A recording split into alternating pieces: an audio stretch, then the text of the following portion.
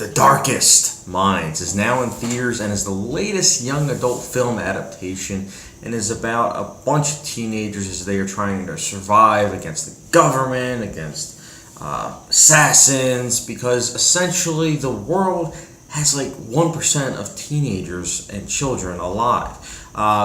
What happened was there was like a virus that wiped out most of the kids and teenagers, and the ones that have survived have powers like X-Men or like Stranger Things.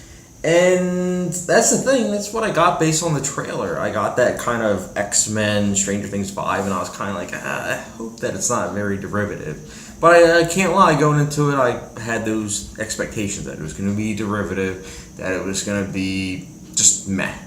And watching the film, I have to say, first of all, I liked that, I think her name is Gwendolyn Christie, who played Brienne of Tarth. She was nice, to be in the film, because you don't really see her too often in films. Like, you've mostly just seen her in Game of Thrones, if you watch that show. Great show, by the way. And then I also liked the cast. I thought the cast, although it's not like A-list acting, I think the cast and the roles were perfect for the actors. That's just about it, though. Honestly, I know I'm less than a minute and a half into my review, but that's honestly it. My biggest criticism for the film, honestly, is the cinematography. It is very drab, very bland looking, extremely uninteresting to the point where you're just kind of wondering why did you even film this if you're going to make it look so uninteresting.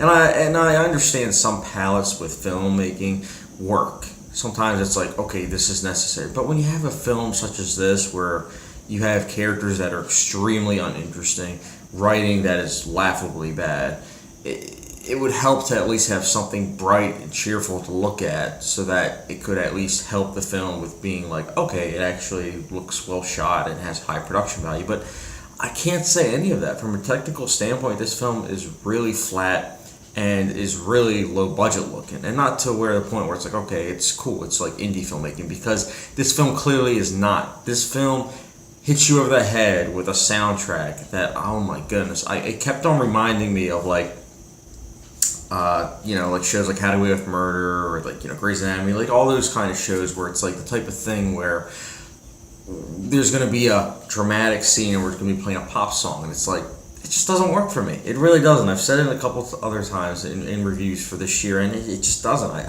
I wish I understood why a filmmaker would do that. I really do, other than trying to cater to, that demographic that likes those songs. But honestly, man, it just really didn't fit for me. It really didn't. I think Darkest Minds, honestly, also, if you've seen the trailer, you've pretty much seen all the interesting stuff. I should say.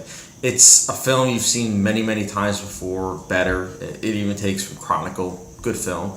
But yeah, Darkest Minds, it's forgettable. It's very bland. I think that it's one of those films where I'm just, I halfway through, I was like, why am I even watching this? 10 minutes in, I was like, why am I watching this?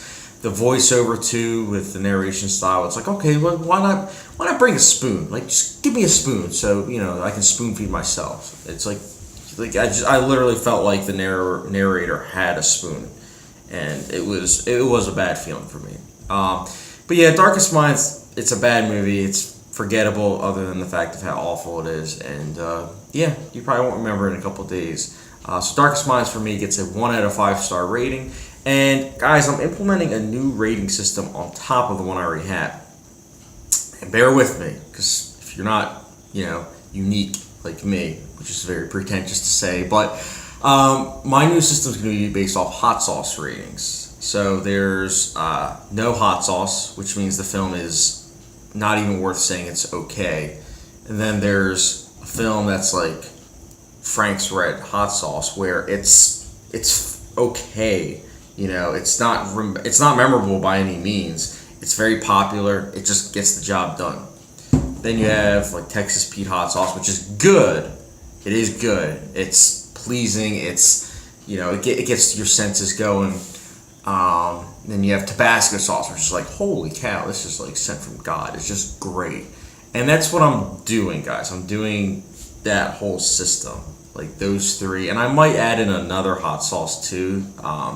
But yeah, it's based on like 4, like obviously no no hot sauce, Frank's hot sauce, Texas Pete, and then Tabasco. It's not advertising, I assure you. It's a way of me kind of getting you guys to understand the way my mind works, which I can understand may not be interesting. But Darkest Minds for me is no hot sauce whatsoever. It is not it's not deemed worthy at all for the hot sauce rating.